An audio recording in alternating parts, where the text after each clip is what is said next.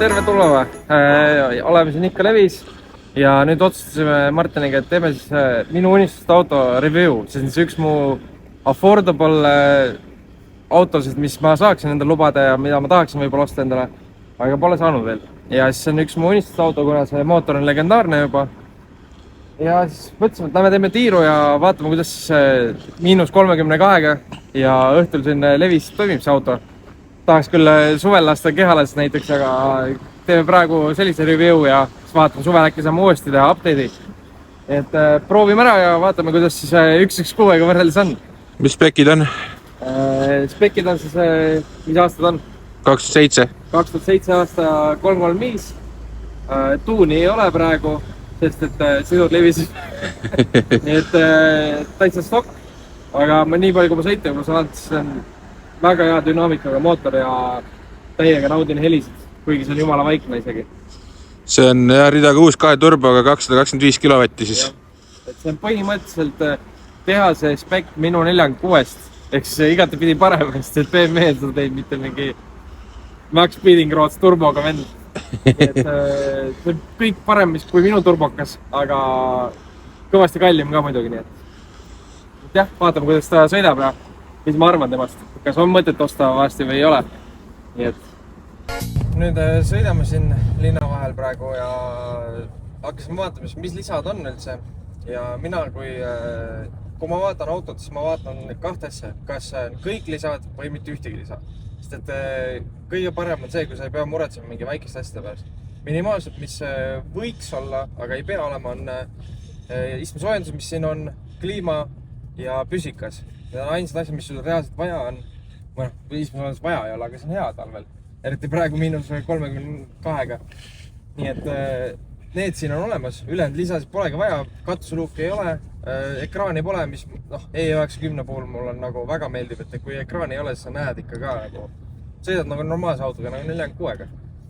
Ja rohkem polegi vaja, tavaline nahksisu võiks olla Sport Alcantara, selle saab eraldi osta RRR-is 150 euriga. Nii et põhimõtteliselt, kui sa võtad odava auto, sa jääb rohkem raha üle ja saad endale ainult vajalikud lisad. Ja mina ostaks väga hea meelega ostaks üks auto sellise raha eest kindlasti, mis ostetud sai. Nii et rohkem sisust nagu ei oskagi rääkida. Siuke sleeper.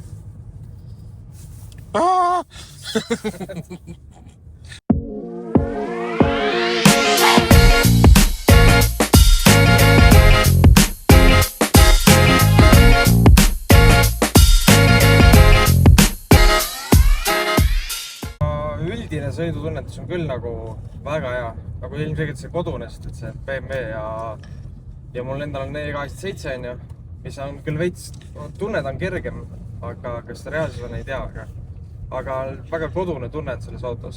Ma ise omanud E90 parem jõbekas, mitte märke ei ole kuskilt. Ja siis nagu E90 ikka, aga lihtsalt roolitunnetus veits teine, ta on vähe äkilisem, kuna siin on ees on budget uus Wiseweb kit, mis on siis vähe lihtsam kui see competition värk, nii et saab panna tänavaautole ja praegu sõidan nagu tavainimene. Ei pea lollitama kogu aeg ja nurga peal sõitma. Ja kui ma oleks Michael Railland, siis ma saan väikse nurgaga ka sõidetud. See Wisewebi kit tuleb ametlikult müüki veebruaris, nii et siin on üks esimese eksemplar. Jah, nii et me tõstime seda rasketes miinustingimustes. Kas on mingi paindimist või midagi. Aga tänavasõidul täitsa normaalne auto ja saab väga hästi ja kui paned 5 sisse, lased pöörded tonni peale ja vajutab põhja, siis ikka liigub ka kohe. Mitte nagu mina 3 käiku alla ja siis lõpuks saan liikuma enda 1.6-ga. Keegi sõidab e-meeviga ees ju, ilma numbriteta. What the fuck? Hashtag Karel Piire. Kas neil peagi numbreid siin olema või see on mingi varastatud? Äkki see mopeed auto üldse? See näeb välja ju e-meev. Näeb välja täpselt nagu e-meev.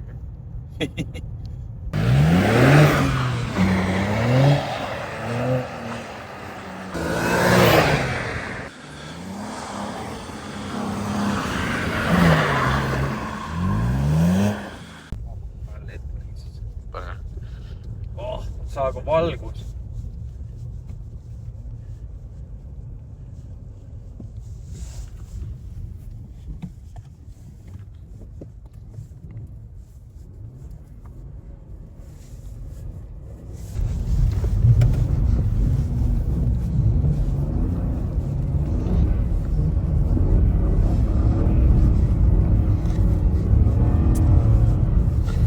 Auto tuuleb vastu. Tule juba kardan juba. Ei, hästi läheb nagu kiireks. Mootor nagu just veab. Siia said enne reisi pandud tutikad konti, ice contact kahed alla ka. Nii et gripi on. Ei, see on väga hea setup. Veits järel jooksuda juurde, see päris hea. Aga meil on see tiimis see järeljooksu puudus on nagu teemas. Ei hakka. Ei saa vinguda. Kui oleks olnud, kui seda skeeb.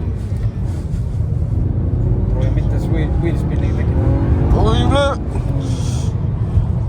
Väga hea.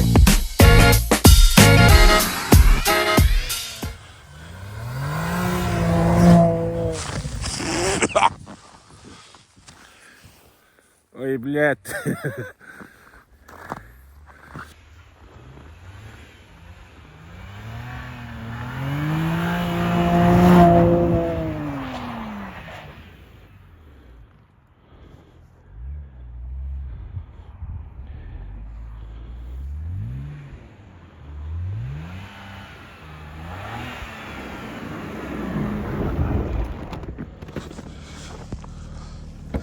Mis sa tegid? No ma filmin sind. Aga ma arvan, et see oli päris hea klits.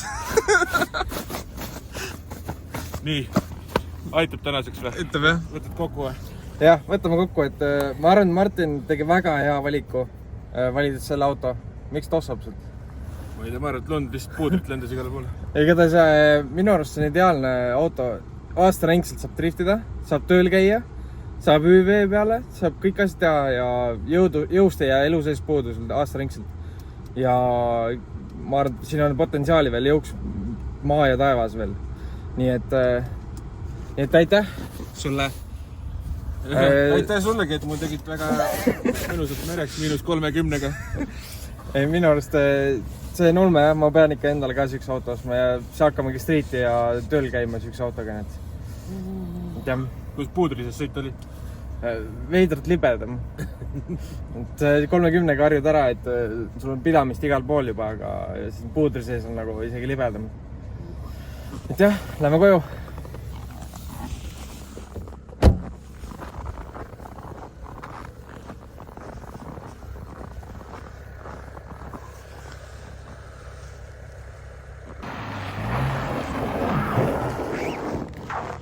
Subscribe'iga.